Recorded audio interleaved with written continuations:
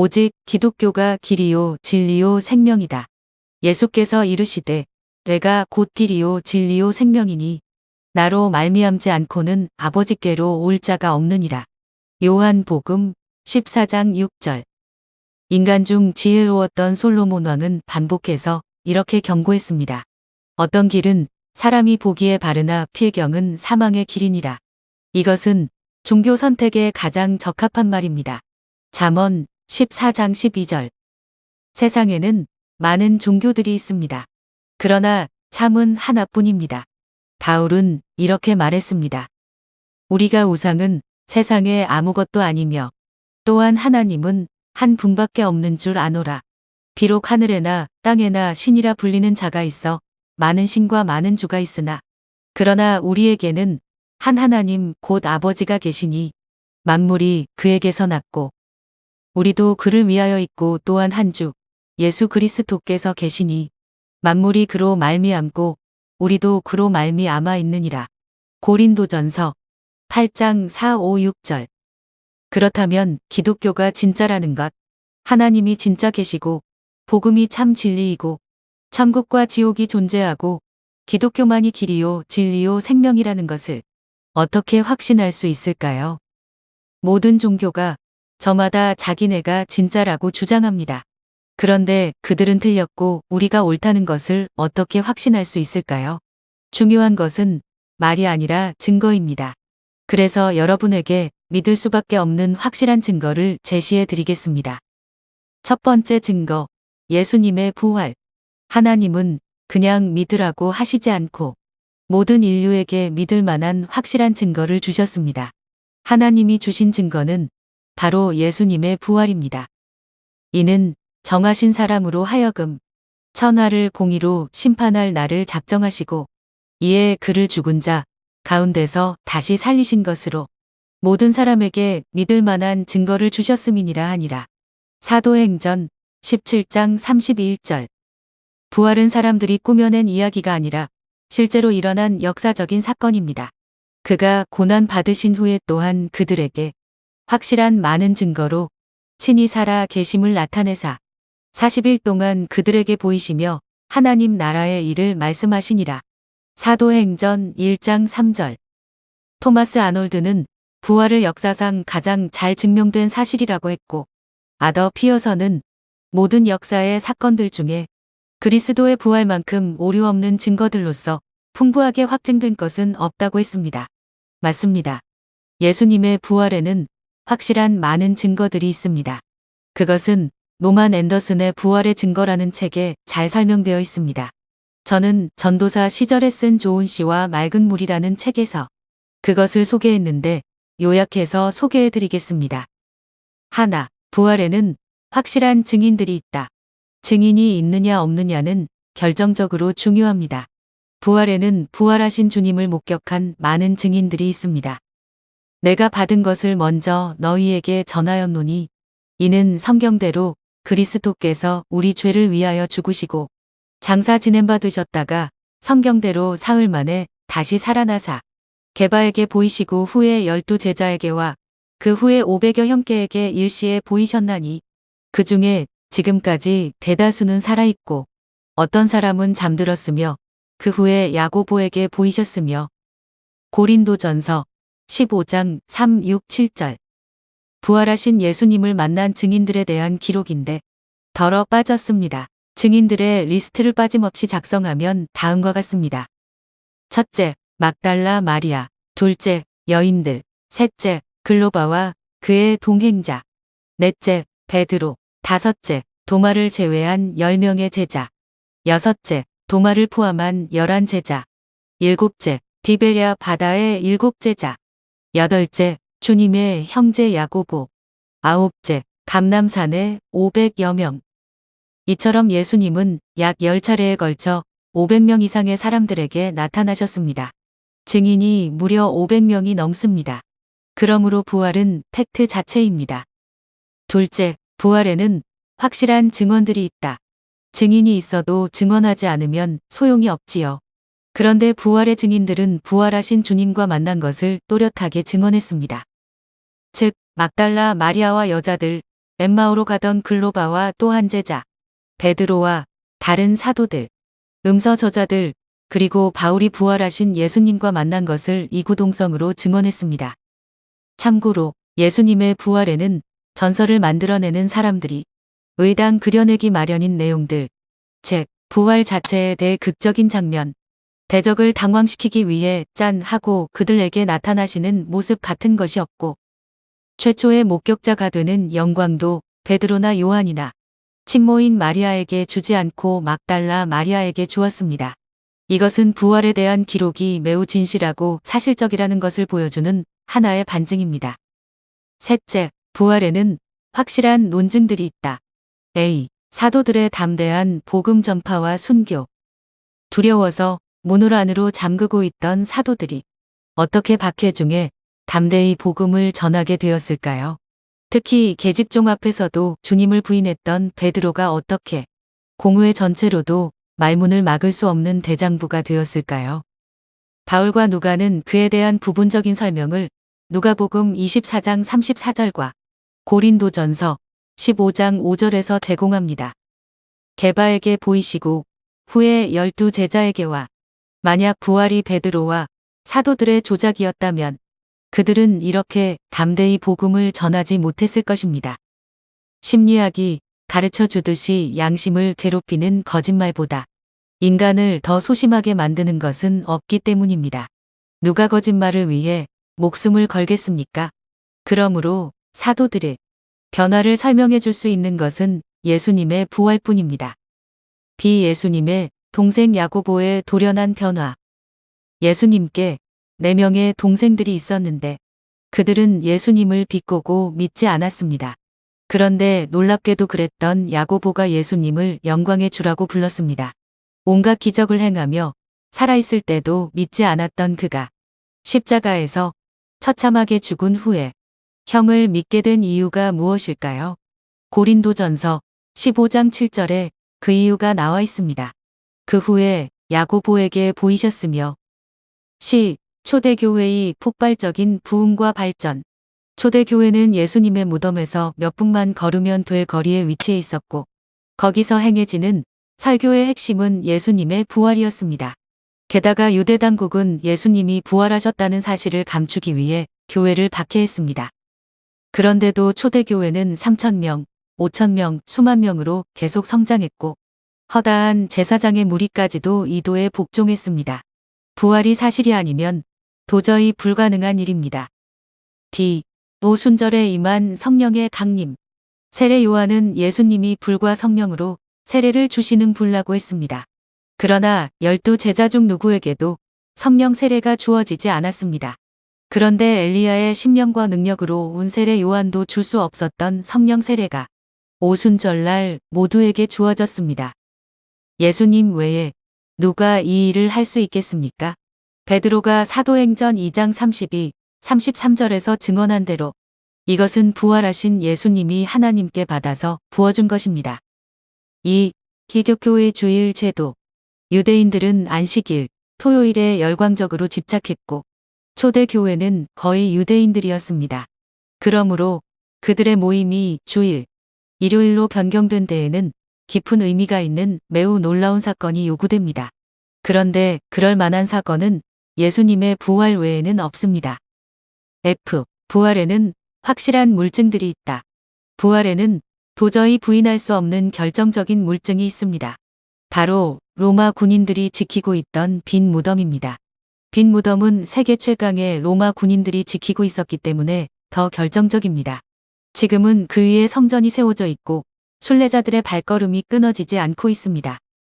무덤 속에 있었던 예수님의 수의도 또 하나의 증거입니다. 막달라 마리아의 전언을 듣고 베드로가 무덤에 달려갔을 때 무덤 안에는 예수님이 계시지 않았고 시신을 쌌던 수의인 세마포가 놓였고 또 머리를 쌌던 수건은 세마포와 함께 놓이지 않고 딴 곳에 쌌던 대로 놓여 있었습니다. 생각해 보십시오. 누가 시체를 훔쳐가면서 시체를 싼 세마포를 벗겨서 들고 가겠습니까? 만일 예수님의 시체를 훔쳐갔거나 치웠다면 십자가형을 당한 끔찍한 시체를 보거나 만지지 않기 위해서라도 수일째 가져갔을 것입니다.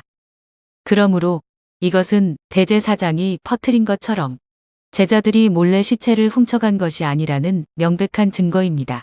또 머리를 쌌던 수건은 세마포와 함께 놓이지 않고 딴 곳에 쌌던 대로 놓여 있더라고 했습니다.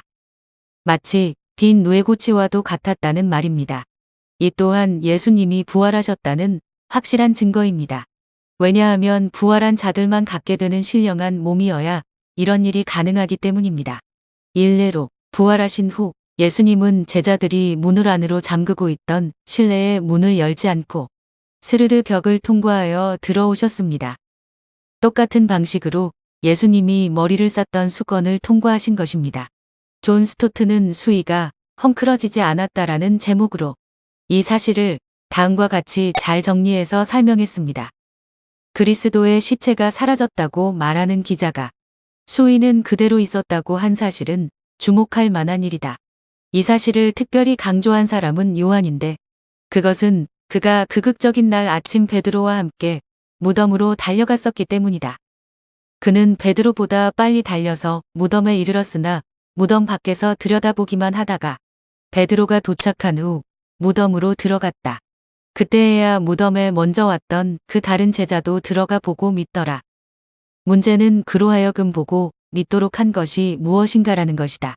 이 이야기에 의하면 단순히 시체만 없어진 것이 아니었다. 수위가 남아 있었는데 그것도 특이하게 헝클어지지 않고 정리되어 있었다. 이 사건의 줄거리를 재구성해 보자. 요한은 이렇게 말한다. 요셉은 빌라도에게 예수님의 시체를 달라고 간청하였으며 니고데모는 모략과 침향 섞은 것을 100근쯤 가지고 왔다. 그리하여 그들은 예수님의 시체를 가져다가 유대인의 장례법대로 그 향품과 함께 세마포로 쌌다. 다시 말해서 그들은 세마포띠로 예수님의 시체를 동여매면서 그 사이에 향료 가루를 뿌렸다. 물론 나사로의 경우와 같이 머리는 별개의 천으로 쌌다. 이렇게 해서 그들은 동양의 관습대로 얼굴과 목만 드러나도록 두고 몸과 머리를 천으로 감아 쌌다. 그러고 나서 그들은 동굴 무덤 한쪽에 만들어 둔 돌판 위에 시체를 놓았다. 이제 예수님의 부활이 실제로 일어났을 때 우리가 무덤 속에 있었다고 가정해보자. 우리가 어떤 광경을 볼 수 있었을까? 예수님이 움직이기 시작하다가 하품을 하고 기지개를 켠 다음 일어서는 것을 보았을까? 그렇지 않았을 것이다. 그는 죽었다. 그리고 부활했다. 그는 부활했지 소생하지 않았다. 우리는 그가 기적적으로 죽음을 통과하여 전혀 새로운 존재 세계로 들어갔다고 믿는다. 그렇다면 우리가 그곳에 있었을 경우 무엇을 보았을까? 갑자기 그의 시체가 사라지는 것을 목격했을 것이다. 시체는 증발하여 새롭고 다르며 기이한 어떤 것으로 변했을 것이다. 그리고 훗날 닫힌 문을 통과했듯이 수위를 통과하여 나가고 수위는 거의 건드리지 않은 채 그대로 남겨두었을 것이다. 100근이나 되는 향료가 스며있는 수위는 지탱해 주던 시체가 빠져나가자 내려앉거나 쭈그러져 납작하게 되었을 것이다. 그리고 몸을 썼던 천과 머리를 감았던 천 사이에는 간격, 즉 얼굴과 목이 있었던 자리만큼의 간격이 있었을 것이다. 머리를 감았던 천은 붕대 감듯 종횡으로 엇갈려 복잡하게 감았기 때문에 오묵한 형태를 그대로 가지고 있어서 머리가 없는 터반처럼 되었을 가능성도 있다. 요한이 쓴 글을 자세히 연구해보면 버려진 수위의 다음 세 가지 특징을 그 사랑받던 제자가 보았다는 것을 알 수 있다. 첫째, 그는 수위가 놓여 있는 것을 보았다. 둘째, 머리를 쌌던 수건은 세마포와 함께 놓이지 않고 딴 곳에 쌌던 대로 놓여 있었다. 뭉쳐져서 구석에 던져져 있지 않았다. 여전히 돌판 위에 있었다. 셋째, 이 수건은 세마포와 함께 놓이지 않고 딴 곳에 쌌던 대로 놓여 있었다. 이는 속이 빈 머리 수건이 여전히 그대로 둥근 형태를 유지하고 있는 것을 적절하게 묘사한 것이다. 사도들이 무덤에 들어갔을 때 그들을 맞이했던 광경이 어떠했을지 어렵지 않게 상상이 된다. 돌판, 놓인 수위와 속이 빈 머리 수건, 그리고 그 둘 사이의 간격. 그들이 보고 믿은 것은 지극히 당연하다. 이 수위들을 한 번만 보는 것으로도 부활의 진실성이 증명됐을 것이며 그 성격을 알 수 있었을 것이다. 그 수위들은 인간의 손에 의해 건드려지거나 접혀지거나 어떻게 되지 않고 있었다. 그것들은 나방이 나와버린 빈번데기 껍질 같았다. 여러분, 이해가 되시지요? 그러므로 누가 뭐래도 부활은 실제로 일어난 역사적인 사건입니다. 전도를 하다 보면 증거를 보여주면 믿겠다고 말하는 사람들이 많습니다. 그런데 하나님은 이미 증거를 주셨습니다. 가장 놀랍고 위대한 증거를 주셨습니다. 그것은 병 고침이나 귀신을 쫓는 것이나 바다 위를 걷는 것이나 오병이어의 기적이나 죽은 자를 다시 살리는 것보다 더 놀라운 기적입니다. 선지자 요나의 표적이라 불리는 예수님의 부활입니다. 부활은 우연히 일어날 수 있는 사건이 아닙니다. 인류 역사상 단 한 번 일어났습니다. 석가모니도 공자도 마호메트도 죽었고 부활하지 못했습니다. 부활에는 무언가 분명한 원인이 있을 수밖에 없습니다. 하나님이 살아계시고 예수님이 메시아이며 대속의 죽음을 당했다는 것이 그 원인입니다. 하나님이 살아계신다. 예수님이 메시아다. 천국과 지옥이 있다. 예수님 믿어야 천국에 간다는 것을 확실하게 보여준 것이 부활입니다. 그러므로 우리는 모든 의심을 버리고 예수님을 믿어야 합니다. 두 번째 증거, 믿는 자에게 따르는 표적. 성경에서 둘은 증인의 숫자입니다. 예수님은 제자들을 둘씩 파송했고 계시록에도 두 증인이 나옵니다. 그래서일까요? 하나님은 우리에게 믿을 수 있는 두 가지 확실한 증거를 주셨습니다. 하나는 단회적인 사건인데 예수님의 부활이고 다른 하나는 지속적인 사건인데 믿는 자들에게 따르는 표적입니다. 또 이르시되 너희는 온 천하에 다니며 만민에게 복음을 전파하라. 믿고 세례를 받는 사람은 구원을 얻을 것이요 믿지 않는 사람은 정죄를 받으리라.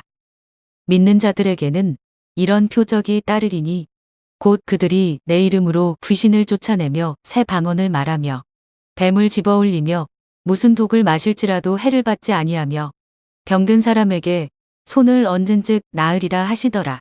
마가복음 16장 15, 16, 17, 18절. 예수님의 부활처럼 믿는 자에게 따르는 표적도 믿고 구원받으라고 하나님이 친히 주시는 증거입니다. 성령의 은사는 속임수나 허구가 아닙니다.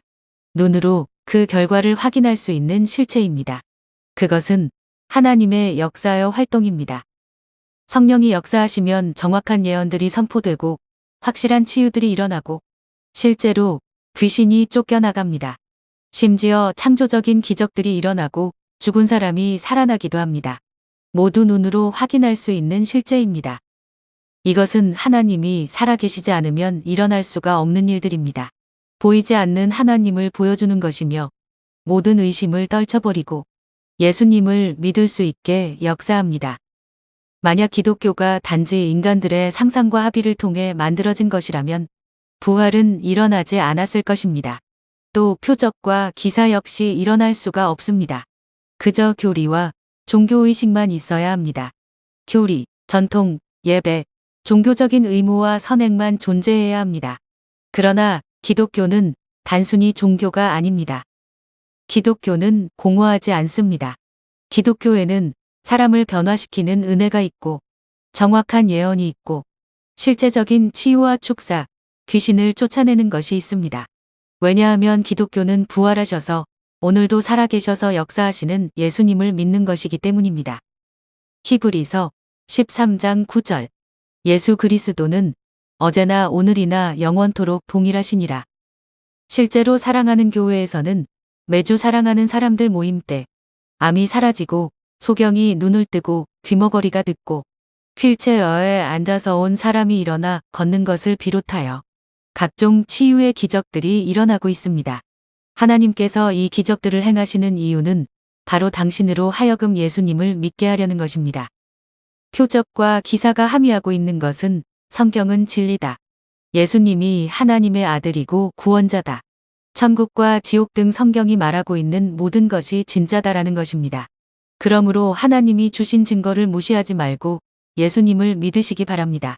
방금 전에 저는 예수님의 부활이 실제로 일어난 역사적인 사건이라고 증거했습니다. 그런데 성령의 은사는 예수님이 실제로 부활하셨다는 것을 보여주는 현재적인 증거입니다. 예수님은 성령으로 부활하셨습니다. 성령님이 부활의 능력입니다. 그런데 오순절 날 부활의 능력인 성령님이 교회에 부어졌습니다. 그래서 나타나는 것이 성령의 각종 은사와 믿는 자들에게 따르는 표적입니다. 그런 의미에서 믿는 자들에게 따르는 표적은 예수님이 실제로 부활하셨다는 것을 보여주는 또 하나의 증거입니다. 그러므로 예수님의 부활과 믿는 자들에게 따르는 표적, 이 두 가지 확실한 증거를 외면하지 말고 지금 곧 예수님을 믿으시기 바랍니다. 한편 어떤 분들은 기다렸다는 듯이 이렇게 질문할 것입니다. 타 종교에도 기적과 신비한 일들이 있지 않습니까? 맞습니다. 타 종교에도 그런 일들이 일어납니다. 그러나 선교지에서 자주 일어나는 능력 대결, 성령 받은 기독교인과 다른 신을 받은 타 종교인들이 맞붙는 것을 보면 100이면 100 항상 타 종교가 깨집니다. 그래서 타 종교에서 일어나는 초자연적인 역사의 배후 세력이 하나님이 아니라 마귀라는 것이 백일화에 드러납니다. 기독교가 독보적이고 유일무이하다는 것이 그것을 통해 가장 극적으로 증명됩니다. 타 종교에서 기적이 가장 강하게 나타난 곳 중 하나가 인도네시아입니다. 급하고 강한 바람처럼이나 20세기 사도행전 인도네시아 부흥 이야기라는 책에 그것이 자세히 나옵니다. 그 책들에 따르면 귀신의 능력으로 하룻밤 사이에 소위 남한 끝에서 북한 끝까지도 갑니다. 또 귀신의 역사에 의해서 칼로 살을 베어도 베어지지 않고 불로 태워도 태워지지 않습니다. 어떤 사람은 땅 속에 며칠 동안 묻혀 있었는데도 죽지 않았습니다. 심지어 어떤 사람은 주술적인 칼을 가지고 몸에서 영이 빠져나와 어린아이나 다른 사람의 콩팥의 일부를 잘라오기도 했습니다. 그런 방식으로 자기가 미워하는 사람을 죽일 수도 있습니다. 그래서 경찰들도 두려워서 잡지를 못합니다. 이런 극적인 귀신의 역사들이 인도네시아에서 실제로 일어났습니다. 그런데 중요한 사실은 그런 사람들이 단순히 예수 믿고 구원받고 성령 받은 전도단과 마주쳤을 때 박살이 났다는 것입니다. 단순히 성령 받은 평범한 전도단 앞에 정체가 드러나고 무너졌습니다. 이것은 타 종교에서 나타나는 역사는 속이려는 귀신의 역사이고 기독교에서 나타나는 역사는 참 하나님과 복음을 믿게 하려는 하나님의 역사라는 것을 보여줍니다. 하나는 도적질하고 죽이고 멸망시키려는 마귀의 역사요. 하나는 생명을 얻되 더 풍성히 얻게 하시려는 하나님의 역사입니다. 다른 종교들에도 기적들이 일어나지만 그 원천과 목적이 완전히 다르다는 것입니다. 이것은 박효진 장로님의 간증에도 잘 나타나 있습니다. 저는 소망교도소에 설교하러 갔다가 교도소 부소장으로 있는 박 장로님을 직접 만났습니다. 그리고 놀라운 간증을 전해 들었습니다. 그 내용이 하나님은 아무도 포기하지 않는다라는 책에도 나옵니다. 정태영 주임, 1년 전 청송교도소의 초임 간부로 발령받아 나와 같은 부서에 배치된 정태영 주임의 첫인상은 영락 없는 로마시대 검투사였다. 떡 벌어진 체구의 엄정한 표정은 물론 어투에도 강직함이 뚝뚝 묻어났다. 그러나 그의 부임 인사를 받는 내 마음은 전혀 기쁘지 않았다. 그의 인사 기록부를 들춰 종교란부터 찾아보았다. 세 글자가 적혀 있었다. 기독교라면 얼마나 좋았을까마는 원불교라고 적혀 있었다. 이만저만 실망이 아니어서 온몸에 힘이 쭉 빠졌다. 그래, 원불교면 어떻노? 같이 지내다가 잘 전도해서 믿음의 일꾼 만들면 되겠제. 애써 스스로 위로해보았지만 날이 갈수록 그 소망마저 사라져갔다. 한 공간에서 종일 함께 살다시피 근무하며 지켜본 바로 그는 도저히 전도 대상이 아니었다. 알고 보니 대구에서 유명한 사찰의 암자에 들어가서 고시 공부를 하다가 돌을 깊이 닦는 선승을 만나 공부보다는 아예 수도. 얼마나 깊이 심취했던지 공중부양을 연마하며 때로는 자기 영이 육체를 빠져나가는 유체이탈의 경지까지 넘나들었단다. 당시 그의 아내가 진주에서 작은 슈퍼마켓을 운영했는데 그가 한밤중에 명상과 수도에 깊이 들어가는 순간 영이 육체를 쑥 빠져나가서 순식간에 진주로 날아가 그날 매상이 얼마며 무슨 물건이 다 팔렸고 아내가 어떤 옷을 입고 장사했는지조차 훤히 알고 돌아오기도 하는 실로 초자연적인 능력의 사람이었던 것이다. 나는 그에게 복음을 전하겠다는 생각을 포기하고 교회 가자는 말도 입 밖에 내지 않았을 뿐 아니라 그를 위해 기도조차 하지 않았다. 어느 깊은 밤 느닷없이 정주인 부부가 우리 집을 찾아왔다. 그러고는 앉자마자 전혀 뜻밖의 말을 불쑥 내뱉었다. 계장님, 저희를 계장님께서 다니시는 교회로 데려가 주십시오. 완전히 포기했던 부하 직원이 제 발로 교회에 오겠다고 하니 내심 뛸 듯이 기뻤지만 이유가 궁금해서 조심스레 물어보았다. 뭐 그래요? 교회로 인도해달라니 좋긴 한데 무슨 특별한 이유라도 있는겨? 그는 이내 눈시울을 붉히더니 어깨를 들먹이며 울기 시작했다. 제가 이곳에 부임해서 지금까지 지옥 같은 삶을 살았는데 모르셨습니까? 와, 내가 정주임한테 뭐라 카든겨? 내사 아무 감정도 없는데 무슨 소리여? 아침에 출근해서 계장님과 마주 앉을 때마다 얼마나 힘들었는지 모릅니다. 계장님은 아무 말씀하시지 않아도 저는 계장님으로부터 어마어마한 기를 느낄 뿐 아니라 그 기에 짓눌려 숨도 못 쉴 지경이었습니다. 얼마나 놀랐던지. 대체 내게 무슨 기가 있단 말인가? 나는 말도 안 되는 소리라고 생각했으나 그는 눈물을 글썽이며 그간의 심정을 심각하게 털어놓았다.